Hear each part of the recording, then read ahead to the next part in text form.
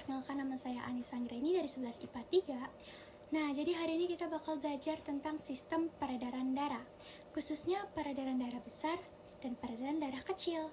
Nah, sebenarnya materinya simple, tapi penting banget buat ngerti gimana sih tubuh kita bisa mendapatkan oksigen. Nah, langsung aja masuk ke inti materinya, yaitu sistem peredaran darah. Jadi, apa sih itu sistem peredaran darah? Nah, teman-teman, tubuh kita kan pastinya perlu oksigen, butuh oksigen dan nutrisi kan? Nah, tugas sistem peredaran darah ini adalah untuk mengalirkan darah ke seluruh tubuh untuk ngebawa oksigen, lalu balik lagi membawa sisa-sisa yang harus dibuang. Nah, jadi intinya mesin utama peredaran darah adalah jantung dan jalannya adalah pembuluh darah. Nah, jadi ada bagian jantung yang perlu diingat, bahkan harus diingat.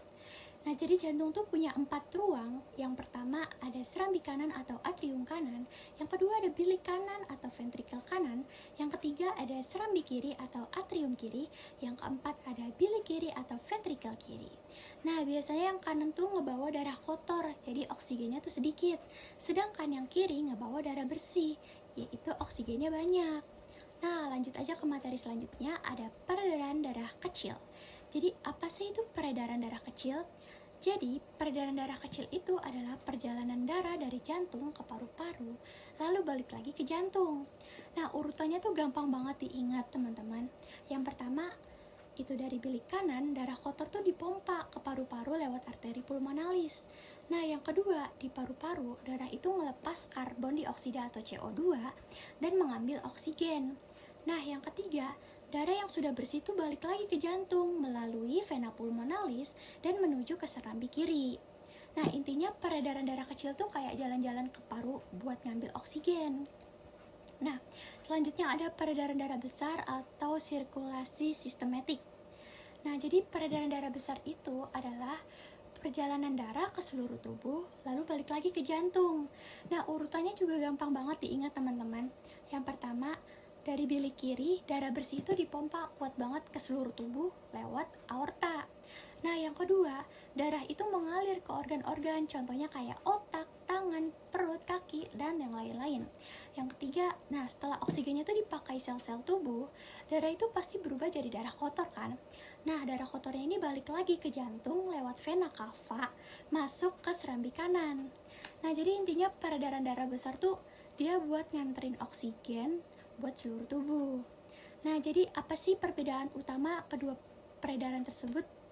Nah, peredaran darah kecil itu dia dari jantung ke paru-paru terus ke jantung lagi.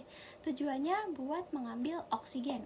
Kalau peredaran darah besar dari jantung ke seluruh tubuh balik lagi ke jantung.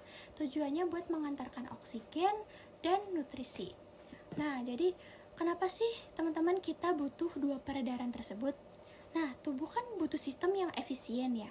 Paru-paru tugasnya ngasih oksigen. Tapi seluruh tubuh butuh pasokan juga nih, jadi dibuatlah dua jalur. Yang pertama ada jalur pendek khusus paru-paru, yang kedua ada jalur panjang khusus seluruh tubuh. Nah, ini dia nih yang bikin tubuh kita tuh tetap aktif, tetap kuat, tetap sehat. Nah, jadi itu dia teman-teman sistem peredaran darah. Tadi ada peredaran darah apa aja? Ada peredaran darah kecil ke paru-paru dan peredaran darah besar ke seluruh tubuh. Nah, jadi selanjutnya kita bahas tentang jenis pembuluh darah. Nah, selain jantung, kita juga punya 3 jenis pembuluh darah yang membantu mengalirkan darah loh teman-teman. Nah, yang pertama itu ada arteri atau pembuluh nadi. Nah, si arteri ini dia tuh mengalirkan darah keluar dari jantung. Nah, terus dindingnya itu tebal karena tekanannya kuat. Contohnya itu kayak aorta dan arteri pulmonalis. Nah, arteri itu tuh kuat dan tebal karena tugasnya tuh buat nganter darah dari jantung ke seluruh tubuh. Nah, yang kedua ada vena atau pembuluh balik. Jadi vena itu dia mengalirkan darah kembali ke jantung. Terus tekanannya itu dia lebih kecil. Terus dia tuh punya katup biar darahnya itu nggak balik arah. Contohnya itu ada vena cava dan vena pulmonalis. Jadi, vena itu adalah pembuluh yang bawa darah pulang ke jantung. Nah, yang ketiga ada kapiler. Apa sih kapiler itu? Jadi kapiler itu tuh pembuluh darah yang paling kecil, teman-teman. Nah, di sini tuh tempat pertukaran oksigen dan karbon dioksida. Si kapiler ini juga menghubungkan arteri dan vena. Nah, intinya kapiler ini tuh ibarat terminal kecil tempat darah berhenti sebentar buat tukaran oksigen, teman-teman. Nah, Selanjutnya, kenapa sih bilik kiri itu lebih tebal daripada bilik kanan? Jadi bilik kiri jantung itu punya dinding yang lebih tebal. Kenapa? Karena dia itu harus memompa darah ke seluruh tubuh. Jadi tekanannya tuh harus lebih kuat. Sedangkan yang bilik kanan itu dia tuh cuma memompa ke paru-paru. Jadi kan jaraknya agak dekat ya. Jadi nggak butuh tenaga yang sebesar itu. Semoga makin paham dan gampang diingat ya teman-teman. Terima kasih. Wassalamualaikum warahmatullahi wabarakatuh. Ya, saya pakai baju hijau, Pak, sesuai warna kesukaan Bapak. Assalamualaikum.